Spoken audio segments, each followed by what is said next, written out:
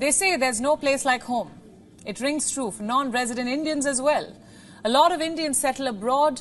Better living standards, high-paying jobs attract them. But once they have saved enough, many want to return to their homeland after retirement. Look at this survey now by a fintech platform. It shows at least 60% of the non-resident Indians living in the US, Canada, the UK, Australia and Singapore want to come back to India to spend their golden years. Let's take a look at some more figures. 80% of NRIs based in Australia plan to return to India after retiring. We have the same figure for Singapore. From the US, 75% of NRIs want to come back. From the UK, the figure stands at 70%. From Canada, it is 63%. So why do so many Indians want to come back home? It's as much for financial as for emotional reasons.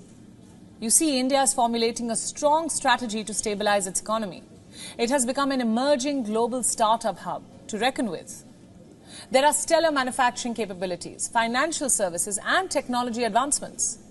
Simply put, there are promising investment opportunities for NRIs who have earned in dollars. Investment in India can bring huge profits. In fact, a whopping 72% of NRIs believe that India has a stable investment avenue. They are bullish on India's growth. 56% of the NRIs based in the US and 44% of those in Canada have already started investing in India for retirement. Then, of course, there is low cost of living. NRIs who have earned in dollars all their life and have thousands saved up in their retirement funds can afford a better life in India. Much better. In fact, far better than they would have in the United States or even the United Kingdom. Why do I say that? Because inflation is already soaring in the West. People are struggling to make ends meet. After retirement, when there are no monthly paychecks and only bills to pay, NRIs would be financially better off in India. There is also better and more accessible healthcare. In America, the average wait time for emergency room is 145 minutes. In the UK, it's 70 minutes. In fact, last year, nearly 40% of NHS hospital departments in England had an average treatment waiting time of more than 18 weeks.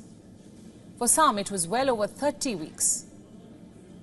In India, the waiting period lies between 15 and 20 minutes. So where would you want to live? Especially at an age when you'd be more vulnerable and would need more medical attention. Of course, at a place where you have better access to medical care. Not somewhere that you'd have to wait for weeks to see a doctor's face. Then there is the emotional factor. Indians go abroad and build a new life, but often their families are left behind. And why just families? Also their friends, their culture, their childhood memories. Some want to raise their children or grandchildren in India close to their culture. You see, a lot of Indians move to foreign countries every year. Reports say the figure lies between 1 and 2.5 million.